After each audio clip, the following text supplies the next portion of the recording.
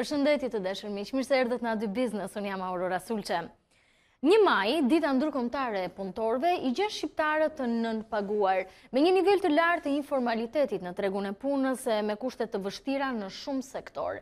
Paga minimale në vendin tonë është 213 euro në muaj, me ulëta në rajon duke lënë pas vetëm Kosovën. Pagat në fakt kanë pësuar një rritje thuajse të papërfillshme në 4 vitet e fundit, ku konstatohen diferenca të theksuara mes të punësuarve në shtet dhe atyre në privat. Ndjeki materialin e përgatitur nga Angelo Aruni. 1 maj njihet në të gjithë botën si dita e punëtorëve. Kjo datë këtë vit i gjen shqiptarët me pagat më të ulta në Europë e me kushte pune të vështira në shumë sektor. Paga minimale vlerësohet në 213 euro, në lëm pas vetëm Kosovën, që ka një pagë minimale 170 euro. Sipas të dhënave të Institutit Evropian të Statistikave, shqiptarët punojnë mesatarisht 200 orë në vit më shumë se europianët, ndërsa ka një informalitet në tregun e punës prej rreth 36%. Çka nënkupton se mbi 1 në 3 punonjës ose nuk i paguen sigurimet, ose i deklarohet paga më e ulët se sa ajo reale. Por si ka ndryshuar paga mesatare në ekonomi? Në 4 vitet e fundit vjet re një rritje anemike. Në 2018 paga mesatare në ekonomi ishte rreth 50.600 lek, ose rreth 405 euro. Sipas tabelave të publikuara nga Instat, në krahasim me 2014 pagat janë rritur me 11%, ose rreth 5.000 lek, ekuivalent me 40 euro. Por e indeksuar me inflacionin mesatar vjetor, paga mesatare në ekonomi në krahasim me 4 vite më parë është rritur minimalisht vetëm me 3.4%. Pagat mbeten burimi vetëm i të ardhurave për mira familje shqiptare. Të dhënat tregojnë gjithashtu një diferencë të theksuar mes pagave në shtet dhe atyre në privat. Ndërsa punonjësit të administratës shtetërore paguen mesatarisht me 63.200 lek, ata në sektorin privat paguen mesatarisht me 47.200 lek, pra me rreth 16.000 lek më pak. Të punësuarit në biznes janë rreth 5 fish më shumë se të punësuarit në shtet. Qytetarët në fakt janë të pakënaqur me pagat që marrin. Ata deklarojnë se këto të ardhura janë të pamjaftueshme për të jetuar apo edhe për të mbajtur familjet dhe janë të detyruar të punojnë edhe në punë të dyta. Pakënaqësi ka edhe për kushtet e punës. Ndjekim intervistat e realizuara nga kolegja Genta Dobra. Jeni të kënaqur me rrogën që merrni? Jo, fare, as pak. Nuk i plotësoni domethënë nevojat personale. Ja. Janë të mjaftueshme për një jetesë të mirë, sipas jush? Po, unë si familjar që jam, besoj se edhe më del. Ne jemi të pakënaqur jemi për rrogën.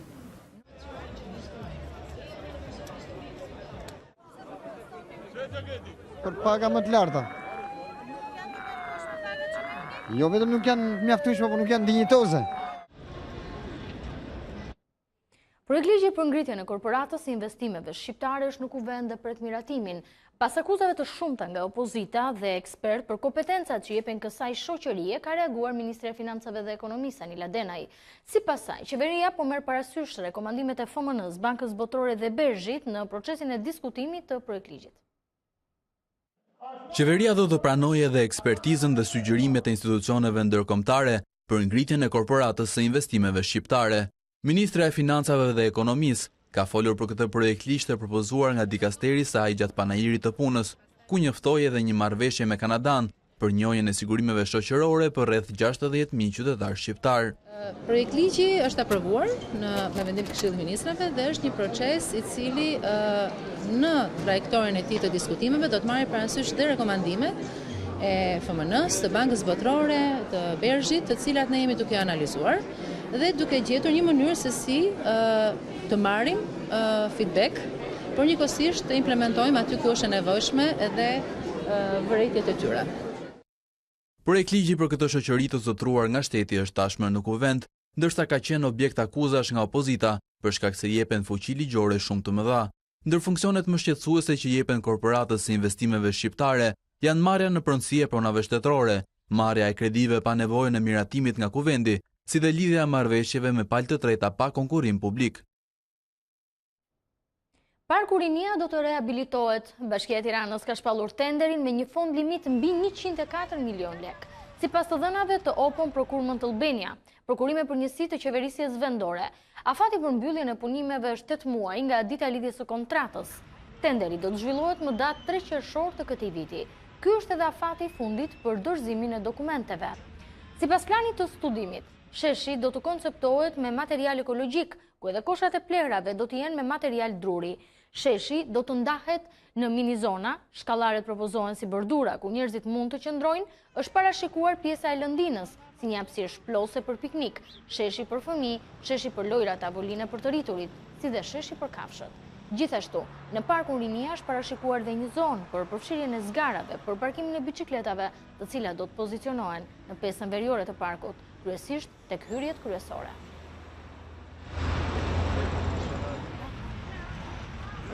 Falenderoj Zotin që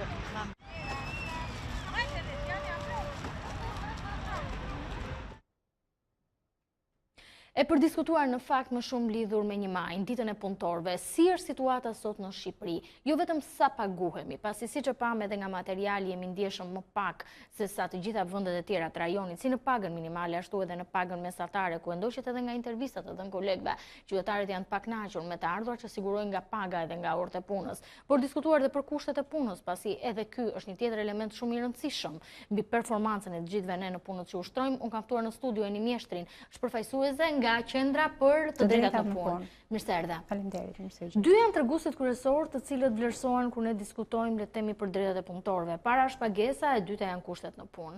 Le të mbetemi tek e para sepse është edhe më e ndjeshme, duke qenë se është përfitimi i drejt për drejt që gjithë ne marrim. Të dhënat tregojnë pagën minimale në vite, në 2010 ka qenë 19.000 lek, pastaj ka pas një rritje nga 2011 në 20.000 lek, deri në 2014 ku pësoi rritjen e radhës dhe së fundmi në dhjetor ka pasur rritje me 2.000 lek të vjetra për të arritur në 26.000 lek apo 260.000 lek të vjetra. E mjaftueshme?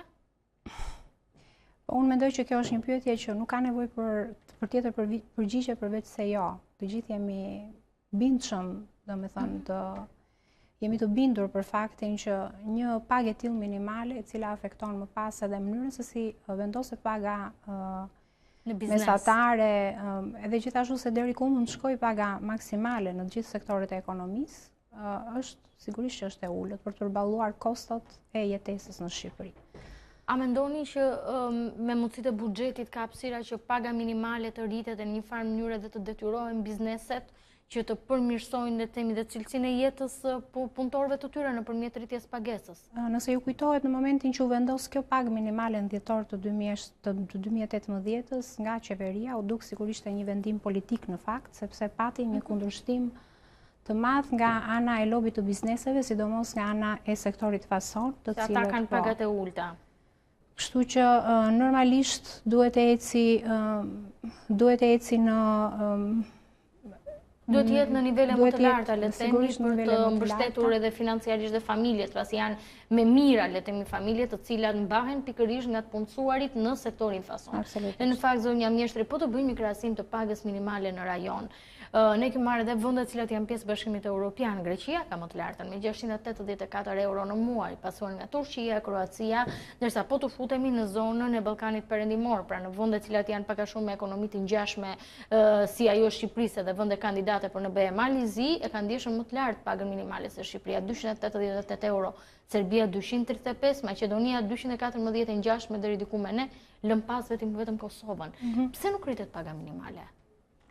Kjo është në fakt një pyetje që i duhet i shkojë ekspertëve të ekonomisë. Unë mendoj që rritja e pagës minimale është e lidhur shumë me zhvillimin ekonomik të vendit, është e lidhur shumë me nivelin e prodhimit vendas, bruto vendas, dhe e lidhur me shumë elementë të tjerë të cilët ekspertë në mirëfill të ekonomisë duhet t'i analizojnë. Sigurisht, ndërkohë që unë mund të flas më qartë lidhur me faktin se si kjo pagë minimale afekton punën, dhe se si puna dhe niveli dhe mënyra se si afektohet puna, çon pastaj në atë që po ndodh momentalisht në Shqipëri dhe të gjithë jemi duke e dëshmuar, e një eksod të dhimbshëm të shqiptarëve, një largim masiv të shqiptarëve jashtë Shqipërisë, pikërisht për faktin sepse kërkojnë mënyra jetese më të mira, një mënyrë më të mirë page edhe ndoshta edhe kushte pune më dinjitoze. Ndërkaq, paga është një element. Ne kemi edhe pagën mesatare, se si ka ecur. Duket në pamjet parë sikur ka rritje shumë ndjeshme, por në fakt po t'i shtohet edhe rritja e inflacionit ose ndryshe rritja e çmimeve, atëherë 3.4% në 4 vite, e papërfillshme gati.